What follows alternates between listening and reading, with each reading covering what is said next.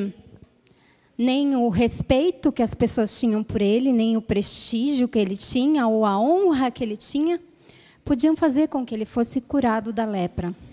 Porque tem coisas que é só Deus quem faz por nós, amém, irmãos? Tem coisas que só Deus pode fazer, não importa quanta riqueza a gente tenha, quanto prestígio a gente tenha, tem coisas que só Deus pode fazer pela gente, amém? E Naamã era leproso. Então ele ouviu, através da esposa dele, que tinha uma serva, escrava, vinda de Israel, que em Israel tinha um profeta que poderia orar por ele e ele ser curado da lepra. E o que Naamã fez? Naamã imediatamente foi ao rei da Síria relatar para ele o que a serva da esposa dele tinha dito. E o rei da Síria fez uma carta, enviou por ele, junto com outros presentes e outras riquezas, bens materiais, até o rei de Israel. O rei de Israel, quando recebeu Naamã, rasgou as vestes, porque ele disse: acaso sou eu Deus para poder curar? E Eliseu, quando ele soube que o rei havia feito isso, ele falou: por que o rei rasgou as vestes? Manda ele para mim. E quando Naamã foi enviado até Eliseu, Eliseu mandou um mensageiro, como nós acabamos de ler na palavra, um mensageiro para falar para Naamã se lavar 7 vezes no rio, para ser curado da lepra. E aí a palavra diz o quê? Que Naamã ficou indignado. Naamã ficou indignado e foi indo como se fosse embora. Ele falou assim: não são os rios de Damasco mais puros do que todas as águas que há em Israel? O que aconteceu com Naamã? O que vocês acham que aconteceu com Naamã? Ele teve um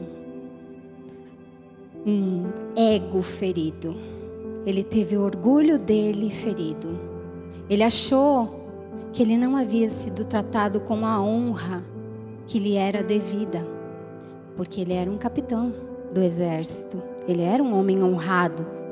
E o profeta nem se dignou a sair fora para falar com ele. Tanto que no texto que nós lemos, a palavra de Deus descreve que o profeta mandou um mensageiro falar para ele se lavar 7 vezes no rio.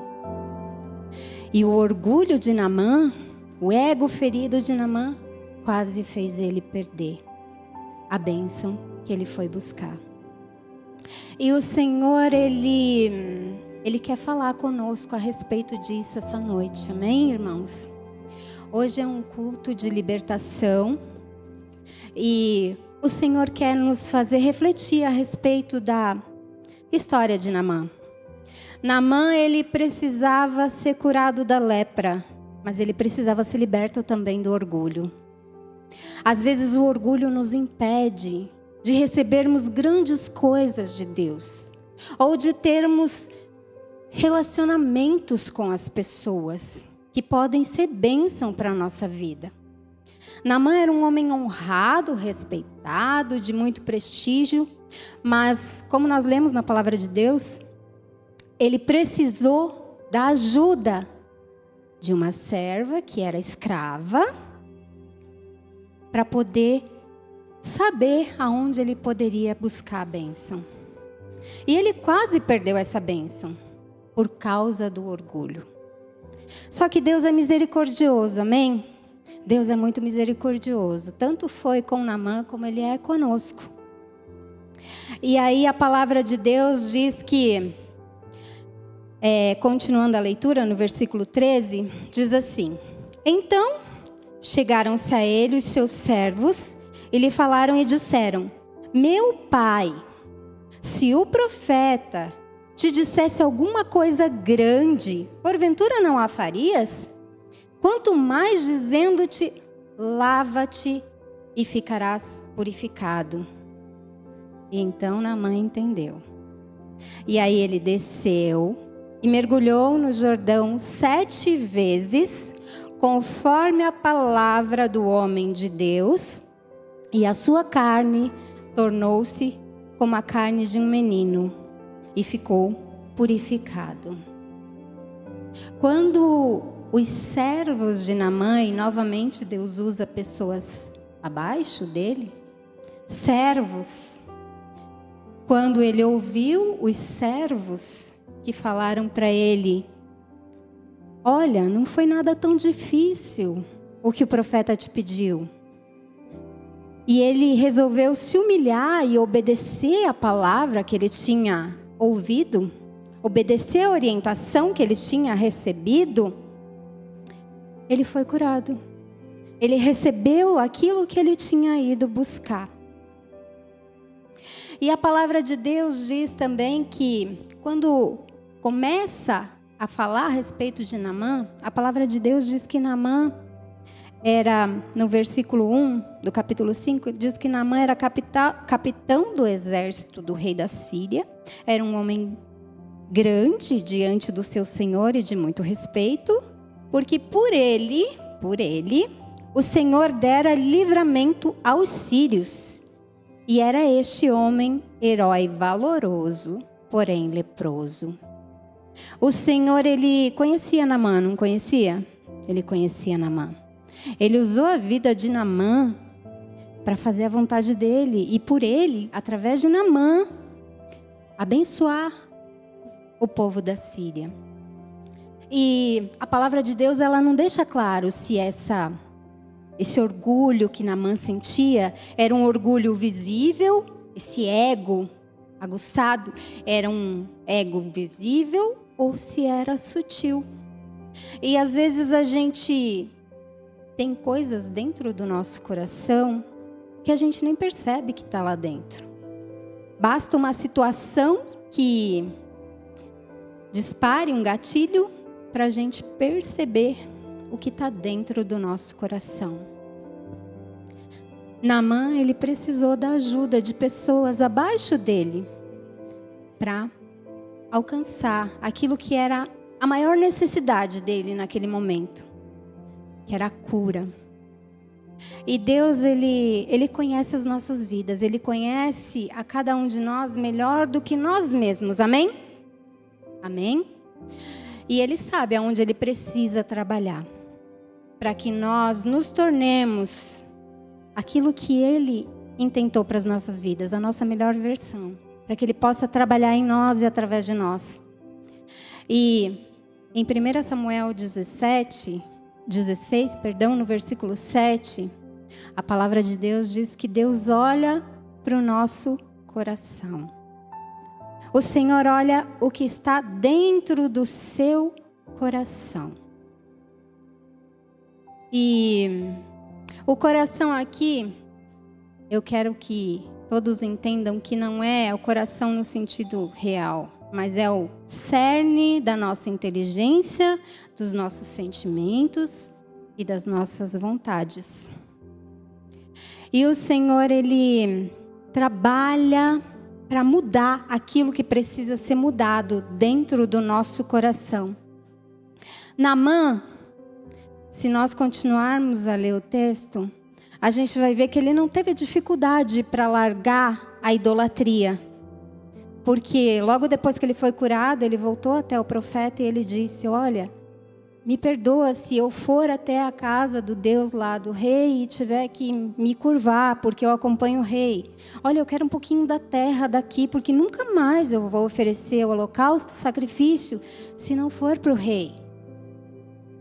Mas ele tinha um problema e ele teve dificuldade quando o ego dele foi ferido, quando o orgulho dele foi ferido. E o Senhor, Ele quer nos perguntar nessa noite o que a gente tem guardado dentro do nosso coração.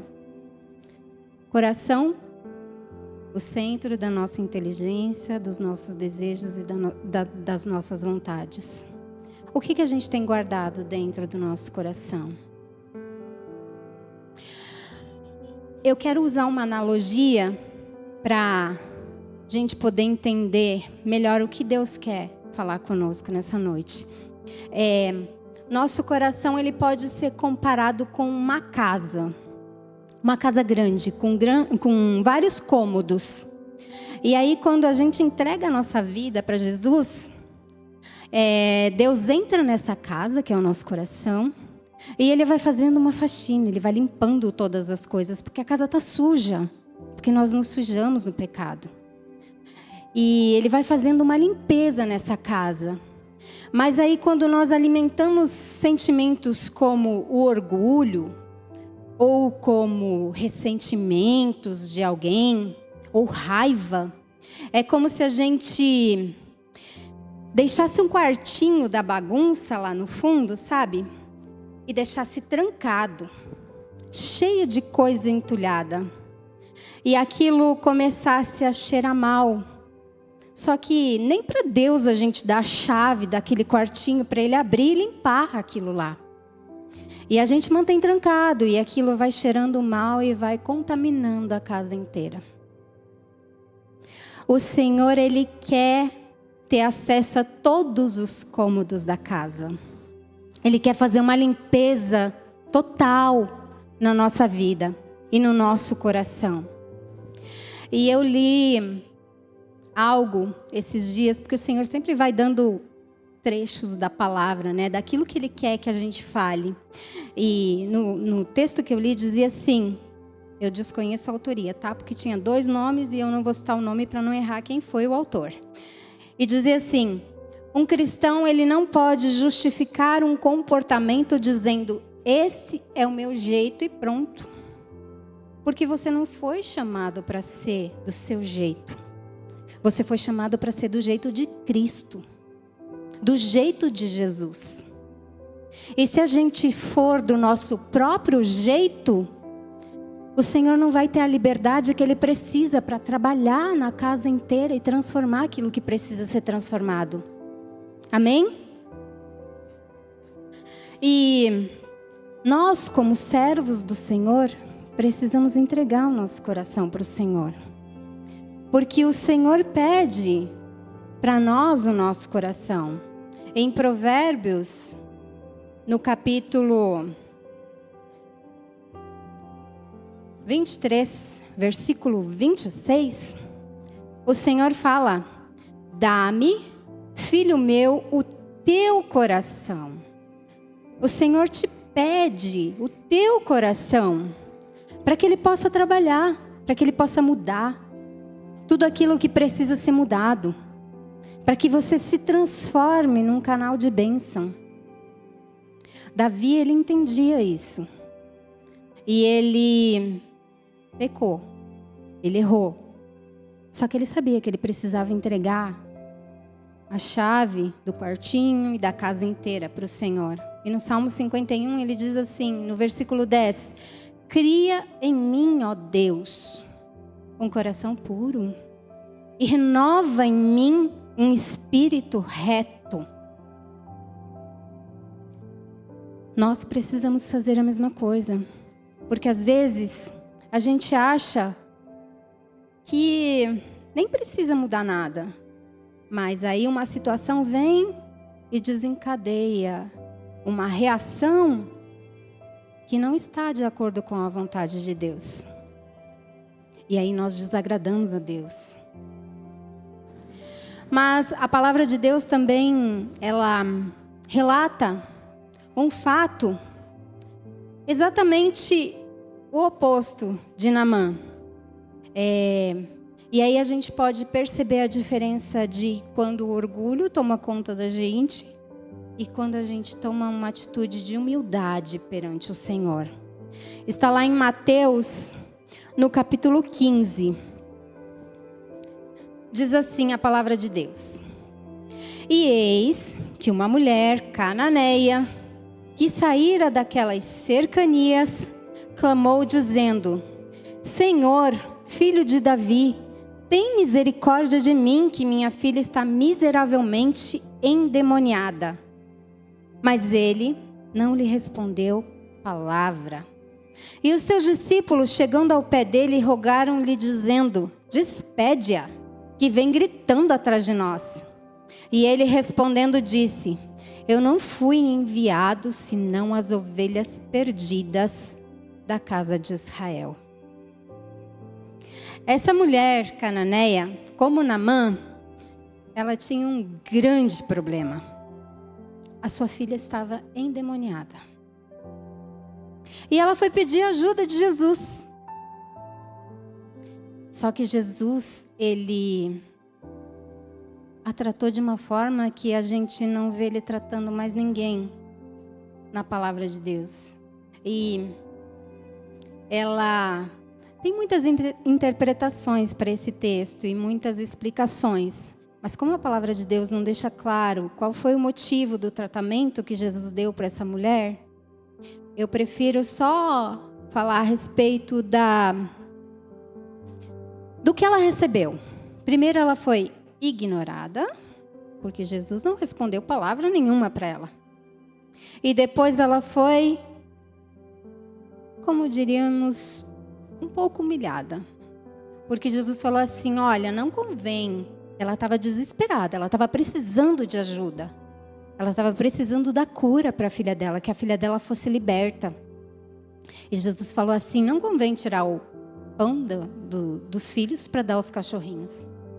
Só que em vez de ela ter uma atitude de orgulho ferido, de ego ferido, ela foi humilde. Ela se humilhou mais ainda e teve uma atitude de adoração. E ela não deixou que aquela resposta de Jesus impedisse ela de receber a libertação que ela foi buscar. E ela falou assim, no versículo 25 do mesmo capítulo: então chegou-se ela e o adorou, dizendo: Senhor, socorre-me. Depois de ter ouvido Jesus falar o que ele falou: Senhor, socorre-me.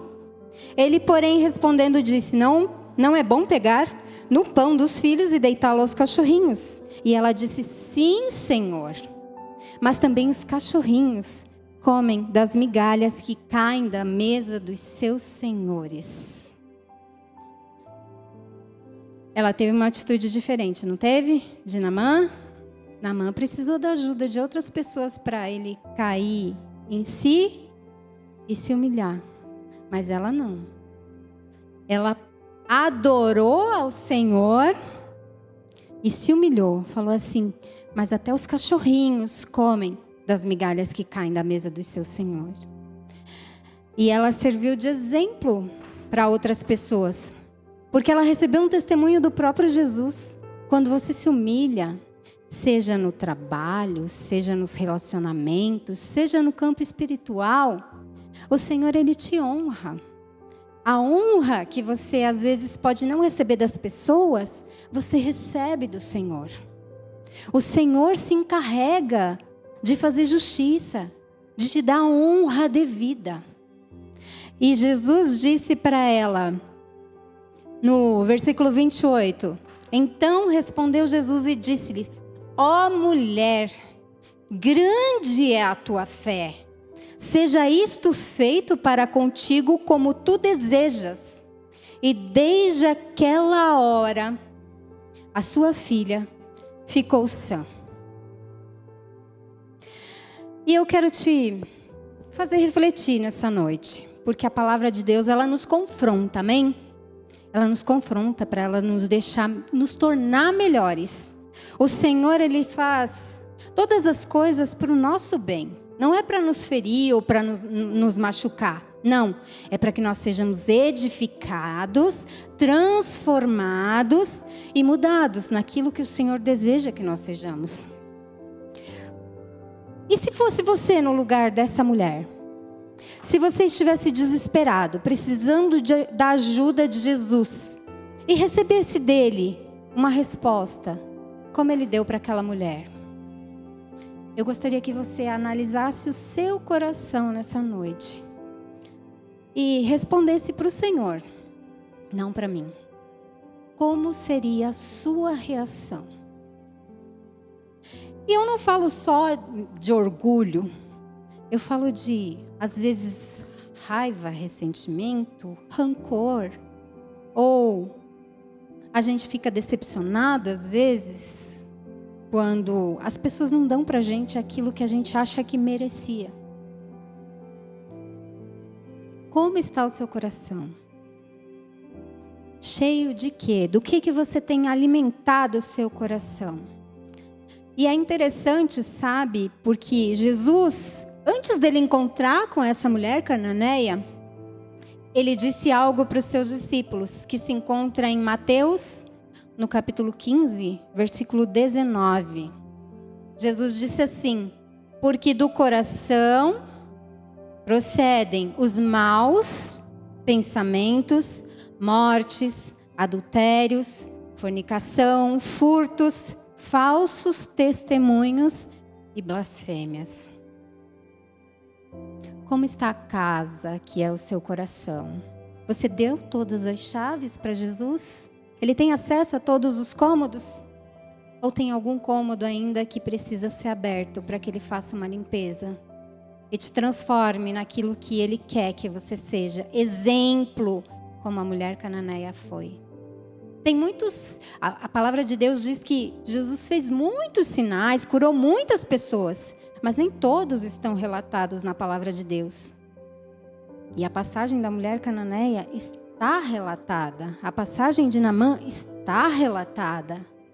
E o Senhor, Ele sempre deixa na sua palavra orientação para que nós sejamos transformados. Para que aquilo que precisa ser mudado dentro de nós, nós reconheçamos e peçamos para o Senhor: Senhor, muda.